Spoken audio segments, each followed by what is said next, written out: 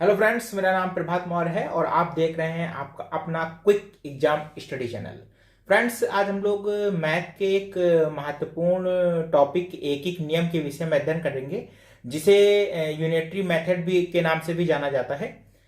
तो आइए देखते हैं एक एक नियम। सबसे पहले हम लोग समझते हैं कि एक एक नियम कहते किसे। एक एक नियम के अंतर्गत क्या करते हैं हम लोग, पहले किसी एक इकाई का मूल्य निकाल लेते हैं।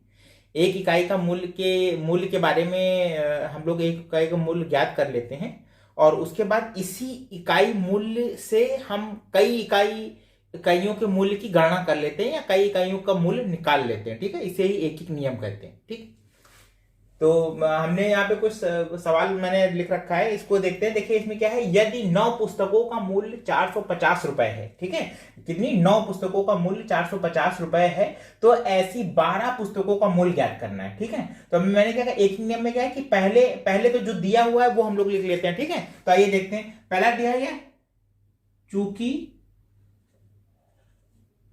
चूंकि 9 पुस्तकों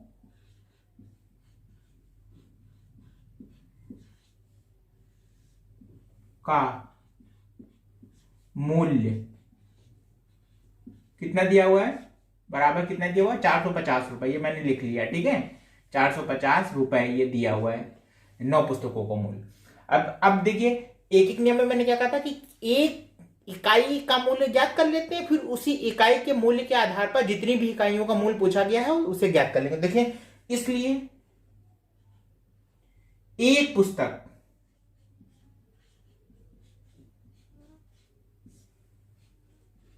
का मूल्य बराबर कितना होगा। देखिए, एक पुस्तक का मूल्य कितना होगा भाई, 9 पुस्तकें जितने की मिलती है, अगर उतने को 9 भागों में डिवाइड कर देते एक पुस्तक का मूल्य आ जाएगा, तो 450 बटे 9। ठीक, इतने रुपए की एक पुस्तक आएगी। सिंपल सी चीज है भाई, 9 पुस्तकें अगर 450 रुपए की मिलती हैं, तो सिंपल सी 450 रुपए का अगर 9 बराबर भागों में बांट दें तो हर एक पुस्तक का कीमत आ जाएगी। तो ये लिखा है, एक पुस्तक की कीमत बराबर 450 बटे 90, 9। ठीक है, 450 बटे 9। ठीक, 9 पुस्तकें। अब देखिए क्या लिखा हुआ है कि ऐसी 12 पुस्तकों का मूल्य, तो इसलिए 12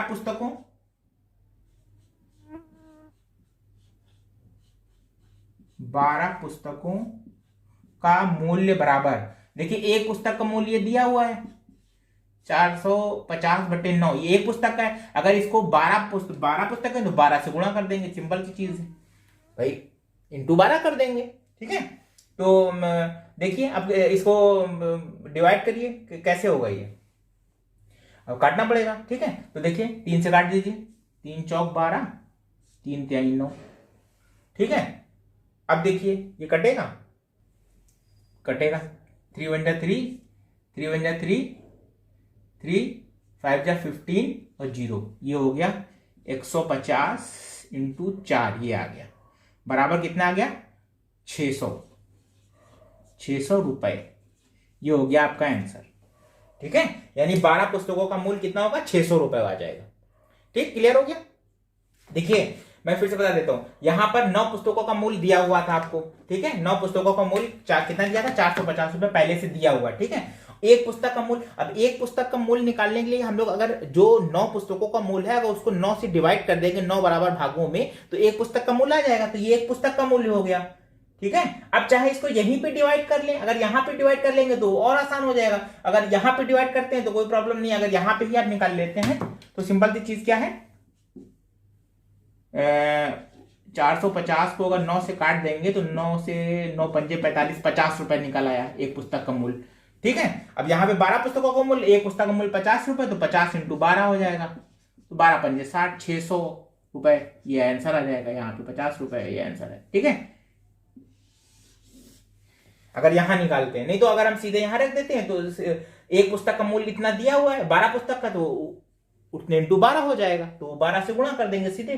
तो ये पहले मैंने 3 से काटा, 3 तिहाई 9, 3 चौक 12, फिर 3 से काटा, 3 वन जा 3, 3 वन जा 3 और 3 5 जा 15 और 0 1500, 150 इंटू 4 बचा, नीचे कुछ बचा नहीं, 150 इंटू 4 और 15 चौको 60, 600 आ गया आंसर 150 इंटू 4 का। ठीक है, क्लियर। तो हम दूसरा क्वेश्चन देख लेते हैं, ये इसी तरह का। देखिए इसमें क्या है, यदि 12 मेजों का मूल्य 3000 रुपए है, यदि 12 मेजें 3000 रुपए का मूल्य 3000 रुपए है, तो ऐसी कितनी मेजों को 5000 रुपए में खरीदा जा सकता है। ठीक है, यानी कहने का तात्पर्य अगर 3000 रुपए में 12 मेजें खरीदी गई हैं तो 5000 रुपए में ऐसी कितनी मेजें खरीदी जा सकती हैं, ये क्वेश्चन हुआ। ठीक है, 3000 रुपए में अगर 12 मेजें खरीदी जा सकती है तो 5000 में कितनी खरीदी जाएंगी। तो सिंपल सी चीज है, आप यहां पे लिख दीजिए, चूंकि 3000 रुपए में खरीदी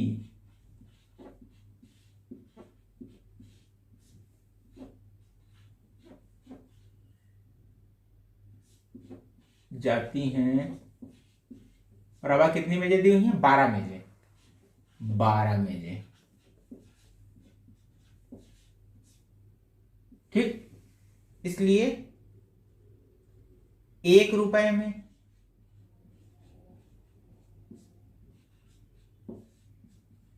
खरीदी जाएगी बराबर या जा सकेगी बराबर 12 मेजें हैं, 12/3। ठीक, क्लियर भाई। देखिए एक जब 3000 रुपए में 12 मेजें खरीदी जाती हैं, 12 मेजें, तो जाहिर सी बात है कि 1 रुपए में ये 12 मेजों के 3000 टुकड़े हो जाएंगे। ठीक, ठीक है। अब देखिए इसलिए कितनी, 5000, इसलिए 5000 रुपए में, 5000 रुपए में खरीदी जाएंगी बराबर। अब देखिए ये एक रुपए में इतनी मेजें खरीदी जाती हैं। ठीक है, तो 5000 रुपए में तो जाहिर सी बात है ये एक मेज का मूल्य है, इंटू 5000 कर देंगे यहां पर। ठीक, क्लियर। अब देखिए 1 2 3, 1 2 3 काट दिया। अब देखिए 12 पंजे 60 ऊपर आ गया और नीचे आ गया 3। ठीक, अब इसको काट दीजिए, 3 1 जा 3, 3 2 जा 60, 0 बराबर 20, 20 मेजें।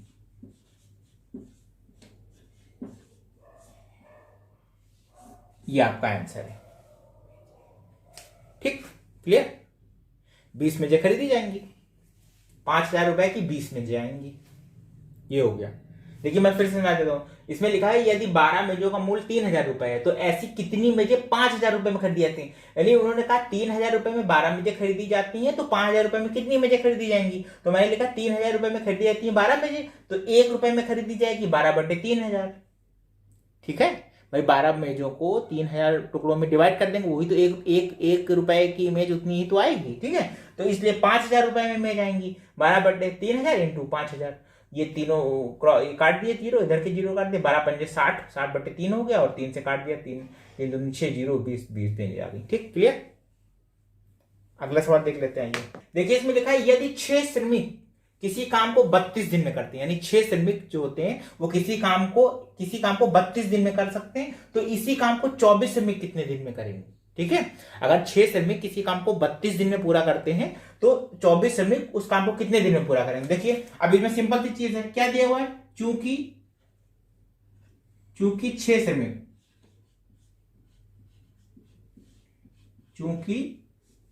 श्रमिक काम को पूरा करते हैं बराबर कितने दिन में, 32 दिन में, 32 दिनों में पूरा करते हैं। ठीक है, 32 दिनों में। ठीक, 32 दिनों में पूरा करते हैं, इसलिए एक श्रमिक काम को पूरा करेगा कितने बराबर, कितने दिनों में करेगा। सिंपल सी चीज है, जब 6 श्रमिक 32 दिन में पूरा कर रहे हैं तो एक श्रमिक कितने दिन में पूरा करेगा, 6 इंटू 32 दिन में। सिंपल सी चीज है, तो इसको आप 6 इंटू 32 कर दीजिए, 32 दिनों में पूरा करेगा। ठीक, इसलिए अब देखो अब कितने 24 श्रमिक दिए हैं, तो जाहिर सी बात है जब 24 श्रमिक काम को पूरा करेंगे, बराबर देखिए जब एक श्रमिक कितने दिन में पूरा कर रहा है तो क्या होगा, 24 श्रमिक उससे जल्दी कर लेंगे, जाहिर सी बात है जितने दिन है उसको 24 भागों में बांट देंगे, तो सिंपल सी चीज है 6 इंटू 32/24 ये दिन, ठीक, इतने दिन हो जाएंगे। ठीक है, अब देखिए अब इसको काट दीजिए, 6 से काटिए, 6 × 6 4 × 24, ठीक है। अब ये कट सकता है, बिल्कुल कटेगा, 2 से कटेगा, 2 दूनी 4, ये 4 से काट दो, 4 × 1 = 4, 8 टाइम जाएगा, ठीक है, 8 दिन, ये आंसर आ गया। ठीक, 24 जो श्रमिक हैं वो इस काम को 8 दिनों में पूरा करेंगे। ठीक, क्लियर। देखिए यहाँ पे फिर से मैं बता दूं, 6 श्रमिक काम पूरा करते हैं 32 दिन में, ये दिया हुआ है 6 श्रमिक 32 दिन में पूरा करते हैं, तो जाहिर सी बात है एक श्रमिक होगा वो जो 32 दिन में 6 लोग पूरा करते हैं उसके 6 गुना, यानी कि 1 से 6 गुना है ना, 6 श्रमिक काम कर रहे हैं, तो जाहिर सी बात है तो 32 को 6 से गुणा कर देंगे, तब इतने दिनों में ये एक श्रमिक काम पूरा करेगा। ठीक, क्लियर हो गया। अब एक श्रमिक आ गया 6 × 32 ये आ गया। अब देखिए अब 24 श्रमिक का पूछा, जाहिर सी बात है 24 श्रमिक अगर 24 श्रमिक जो है वो उस काम को एक व्यक्ति से 24 गुना पहले पूरा कर लेंगे ना, 24 लोग हैं तो जाहिर सी बात है एक जितने दिन में पूरा करेगा उसको 24 भागों में बांटेंगे, तभी तो उसके पहले पूरा कर लेगा, तो वो इसीलिए मैंने 24 से भाग दे दिया इसको, 24 से 6 × 32/24, 6 × 1 = 6, 6 × 4 = 24 काट दिया, और 4 से 4 × 1 = 4, 4 8 = 32 हो गया। ठीक है, तो 8 का जब 1 से गुणा हो तो 8 दिन निकला, 8 दिन में 24 ये जो श्रमिक हैं ये 8 दिन में वो काम पूरा कर लेंगे जो 6 श्रमिकों ने 32 दिन में पूरा किया। ठीक, क्लियर, समझ में आया। आइए अगला सवाल देख लेते हैं। 1 दर्जन कलम स्पेन, 1 दर्जन कलम का मूल्य 36 रुपए है। ठीक है, 1 दर्जन कलम का मूल्य 36 रुपए, तो 18 कलमों का मूल्य ज्ञात करना है, मूल्य क्या होगा। ठीक, क्लियर। अब देखिए अब दर्जन के बारे में देखिए, 1 दर्जन बराबर 12 पीस होते हैं। ठीक है, 1 दर्जन में कितने पीस होते हैं, 12। ठीक है, यानी कि 1 दर्जन मतलब 12 कलम का मूल्य दिया हुआ है। ठीक है, तो लिखा है चूंकि 12 कलमों का मूल्य कितना है, बराबर कितना दिया हुआ है, 36 रुपए, 36 रुपए दिया हुआ है। ठीक है, इसलिए एक कलम का मूल्य कितना होगा भाई, 12 का 36 दिया हुआ है तो एक का कितना होगा, सिंपल सी चीज है, 36 को अगर हम 12 भाग में बांट देंगे तो ये एक कलम का मूल्य आ जाएगा इतने रुपए। ठीक है, इसलिए कितने कलम का, 18 कलमों का, 18 कलमों का मूल्य बराबर 36, भाई ये एक कलम का मूल्य है इंटू 18 कर देंगे, इतने रुपए हो गया ये। ठीक, क्लियर। अब इसको काट देते हैं, देखिए 12 × 12 और 12 3 × 36। ठीक, 12 का नंबर 12 × 36। अब देखिए यहां पे आ गया 3 × 18, ये कितना आ गया, हटा दें 36, 36 54, हटा दें 54 आ गया 54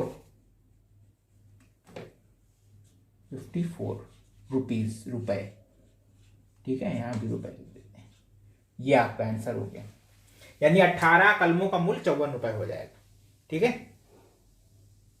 देखिए एक दर्जन का मूल्य, एक दर्जन बराबर 12 पीस होते हैं, तो 12 पीस का मूल्य 36 रुपए था, तो एक कलम का मूल्य का जो 36 रुपए है उसको 12 से भाग दे देंगे, क्योंकि 12 का है 36 तो एक का आ जाएगा। ठीक है, इसके बाद मैंने एक का जब आ गया 36/12 रुपए, तो मैंने 18 कलमों का मूल्य जितना एक का था उसको 18 से गुणा कर दिया, एक का दिया हुआ है 18 का, तो 18 से गुणा कर दिया, तो 18 कलमों का मूल्य आ गया। फिर मैंने यहाँ से 12 × 36 काट दिया, 3 × 18 आ गया, 18 3 × 54 आ गया, यहाँ पे 54। ठीक है, ये इसका आंसर 54 रुपए, जो अब आपका 18 कलमों का मूल्य 54 रुपए हो जाएगा। ठीक है, क्लियर, समझ में आया। आइए अगला क्वेश्चन देख लेते हैं। देखिए इसमें क्या लिखा है, यदि 25 श्रमिक एक मैदान की घास को 9 दिन में काटते हैं, ठीक है, यानी 25 श्रमिक अगर 9 दिन में 9 डेज में एक मैदान की घास को काटते हैं तो 15 श्रमिक उसी मैदान की घास को कितने दिन में काटेंगे, ठीक है। यानी 25 श्रमिक एक मैदान की घास को 9 दिन में काट रहे हैं तो 15 श्रमिक उसी मैदान की घास को कितने दिन में काटेंगे, ठीक है। तो क्या दिया हुआ है, चूंकि कितने 25 श्रमिक है ना, 25 श्रमिक मैदान की घास काटते हैं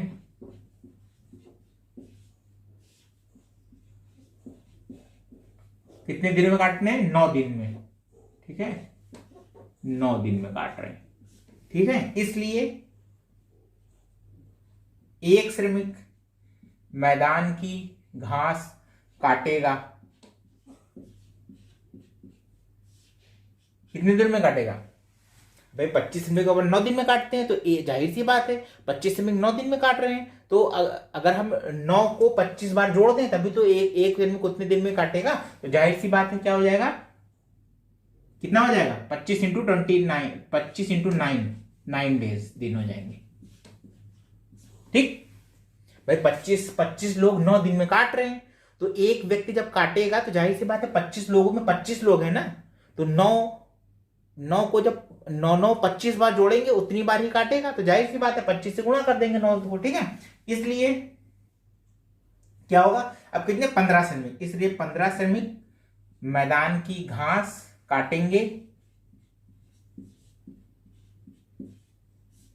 बराबर कितने दिन में काटेंगे, ये एक दिन का दिया हुआ है, जाहिर सी बात है ये एक श्रमिक का दिया हुआ है, तो जाहिर सी बात है इस एक श्रमिक के काम से 15 श्रमिक 15 गुना पहले कर लेंगे, तो जाहिर सी बात है इसको 15 से भाग दे देंगे, हम 15 से भाग देंगे, इतने दिनों में करेगा, ठीक है।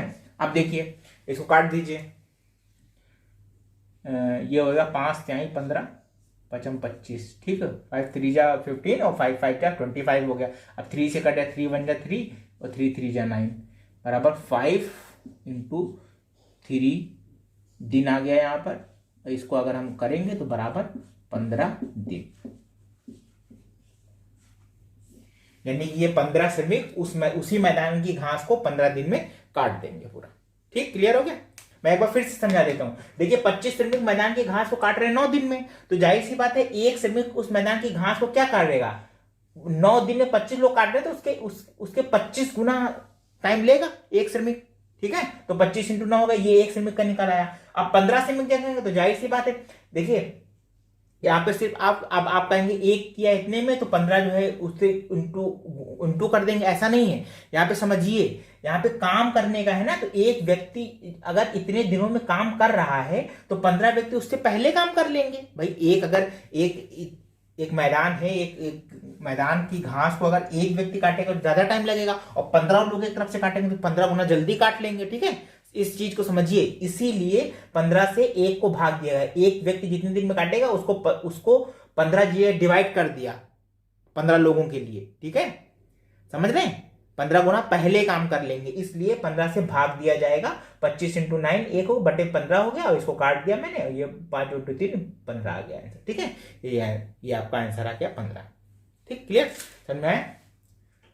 सो फ्रेंड्स, हमारे हिसाब से आपको ये एक एक नियम समझ में आ गए होंगे। जैसा मैंने आपको बताया कि एक एक जो नियम होते हैं वो किसी एक इकाई का मान ज्ञात कर लिया था, उसके आधार पर जितनी इकाइयों का पूछा गया होता है उतनी इकाइयों का मान निकाल लिया जाता है, इसे ही एक एक नियम कहते हैं, ठीक है। तो फ्रेंड्स, आपको ये वीडियो कैसा लगा? अगर अच्छा लगा तो लाइक कर दीजिए, और अगर आपने हमारा चैनल सब्सक्राइब नहीं किया है तो चैनल सब्सक्राइब कर लीजिए, और बेल आइकन दबाना ना भूलें, क्योंकि ऐसा करने से हमारे नए आने वाले वीडियो का नोटिफिकेशन आप तक जल्दी पहुंचेगा। तो फ्रेंड्स, मिलते हैं एक नए वीडियो में एक नए टॉपिक के साथ, तब तक के लिए धन्यवाद।